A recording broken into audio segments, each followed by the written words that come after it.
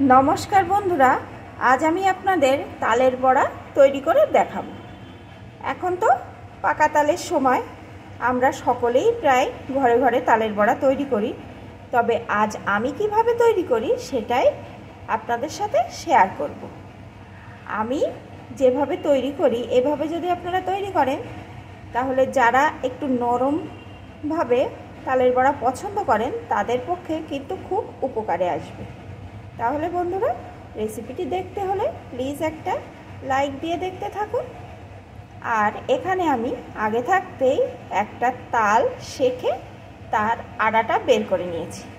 এখানে আমার একটা পাত্রে 1 চা কাপের 3 কাপ মতন তালের আড়া নিয়ে নিয়েছি।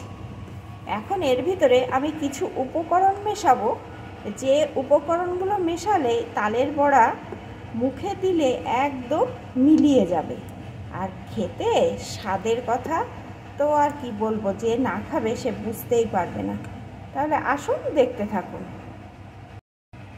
প্রথমেই আমি এই তালের আড়ার মধ্যে দিয়ে দেব সুজি।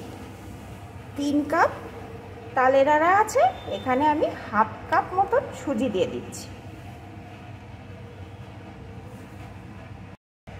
দিয়ে দেব একটা 10 টাকার প্যাকেটের গুঁড়ো দুধ।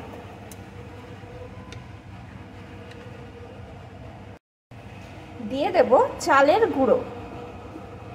চালের গুঁড়োটাও আমি হাফ কাপ মতন দিয়ে দিচ্ছি। দিয়ে দেব 1 কাপ পরিমাণ আটা। বন্ধুরা, অনেকে তো আপনারা ময়দা দিয়ে এই বড়াটা তৈরি করেন, আটা দিয়ে তৈরি করে দেখবেন 2-3 দিন পর্যন্ত একদম তুলোর মতো নরম থাকবে। দিয়ে দেব স্বাদ মতো চিনি। যে যেমন মিষ্টি পছন্দ করেন সেই অনুযায়ী চিনিটা দিয়ে দেবেন।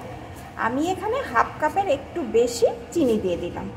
আমার তালটা কিন্তু ভালো রকম মিষ্টি আছে, আবার সব তালের মিষ্টি সমান থাকে না, তাই যার যেমন মিষ্টি পছন্দ সেই অনুযায়ী দিয়ে দেবেন।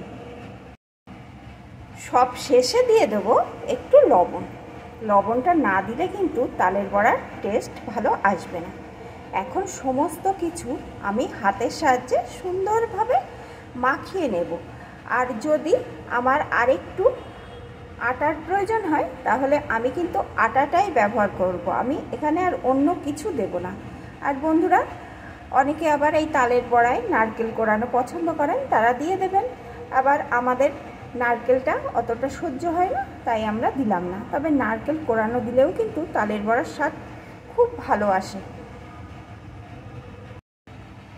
সমস্ত কিছু অফ ক্যামেরায় আমি হাতের সাহায্যে মাখিয়ে নিয়েছি। দেখুন বন্ধুরা, এই রকম পর্যায়ে এসছে। আর আমার কিন্তু পরিমাপটা একদম সঠিক ছিল। তবে তালের আড়া কতটা ঘন কতটা পাতলা সেই পরিমাপে তো সঠিকভাবে বলা যায় না, কারণ এক একজনের তালের আড়া এক এক রকম ঘনত্বের থাকে। তাই সেই অনুযায়ী কিন্তু আটা আর যে যে উপকরণগুলো দিলাম সেই উপকরণগুলো দিয়ে দেবেন। তবে এরকম হবে, ঘনত্বটা এরকম দিলে এরকমভাবে পড়বে। এখন এটাকে 15 মিনিট আমি রেস্টে রেখে দেবো, তাহলে চিনিটাও ভালোভাবে গলে যাবে, সুজি, চালের গুঁড়ো, আটা সব ভালো রকম মিশে যাবে। 15 মিনিট পরে আমি ফিরে আসছি। 15 মিনিট রেস্টে রাখার পর আমি ফিরে এলাম।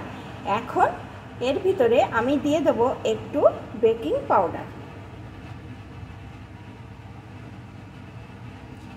এটা দিলে বড়াগুলো উপর থেকে মুচমুচে হবে আর ভিতরটা একদম নরম হবে। এখন ভালো করে আমি এইভাবে ফেটিয়ে নেব। ভালো করে এইভাবে আমি ফেটিয়ে নিয়েছি। আর কিন্তু আমি এটা রেস্টে রাখবো না, এখনই ভেজে নেব। দেখুন কত সুন্দর ফেটানো হয়েছে, আর এইরকম পর্যায়ে এসছে ব্যাটারটা। এখন ভেজে নেব। বড়াগুলো ভাজার জন্যে কড়াইয়ে আমি পরিমাণ মতো সাদা তেল বসিয়ে দিয়েছি। তেলটা কিন্তু ভালো রকম গরম হয়ে গেছে। এখন গ্যাসের জোরটাকে আমি একদম লোতে দিয়ে দেব। এখন আমি এই তেলের ভিতরে বড়াগুলোকে কিন্তু এইভাবে দিয়ে দিচ্ছি। ছোট ছোট করেই দেব, কারণ এগুলো কিন্তু আস্তে আস্তে দেখুন বন্ধুরা কতটা বড় বড় হয়ে যাচ্ছে আর আস্তে আস্তে ভেসে উঠছে। এটা কিন্তু সম্পূর্ণ অল্প আঁচেই ভাজতে হবে।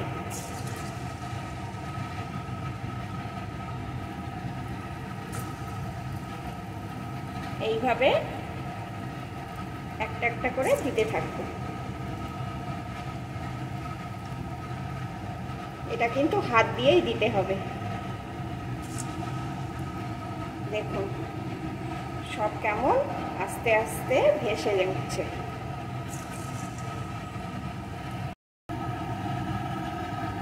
যতগুলো দেয়া যায় ততগুলো আমি দিয়ে দিলাম। এখন অল্প আছে এইভাবে কিছুক্ষণ রেখে দেবো। এখন কিন্তু আমি কোনো রকমভাবে নাড়া দেব না। সবগুলো যখন তেলের উপরে ভেসে উঠবে তখন আমি উল্টে দেব। দেখুন বন্ধুরা আস্তে আস্তে একটা একটা করে কিন্তু কেমন ভেসে উঠছে আর ফুলে ফুলে উঠছে। অল্প আছে কিছুক্ষণ রেখে দিয়েছিলাম। দেখুন এবার কিন্তু সবগুলো ভেসে উঠেছে। এখন আলতো হাতে এইভাবে নাড়িয়ে দেব।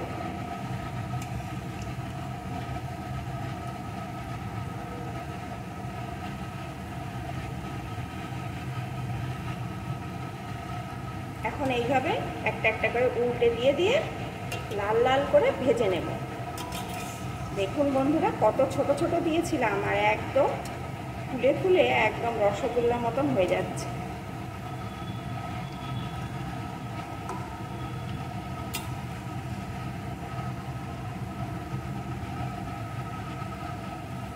তাড়াহুড়ো করে ভাজলে কিন্তু হবে না, একটু ধৈর্য নিয়ে আস্তে আস্তেই ভাজতে হবে, তাহলে ভিতরটা সুন্দরভাবে ভাজা হয়ে যাবে। এই সমস্ত বড়া ভাজতে গেলে একটু হাতে সময় নিয়ে করতে হয়। আস্তে আস্তে কিন্তু কালারটা চেঞ্জ হয়ে যাচ্ছে। দেখুন এগুলো প্রথমে দেওয়া ছিল, এগুলো কিন্তু মোটামুটিভাবে হয়ে আসছে। সবগুলোই আমি একই রকমভাবে এইভাবে ভেজে নিয়ে ফিরে আসছি। বড়াগুলো এরকম উল্টে পাল্টে আমি সুন্দর করে ভেজে নিয়েছি। দেখুন বন্ধুরা কালারটা কত সুন্দর এসছে। এখন কিন্তু সমস্ত বড়া আমার ভাজা হয়ে গেছে। এখন আমি একটা ছাঁকনির সাহায্যে তুলে নেব।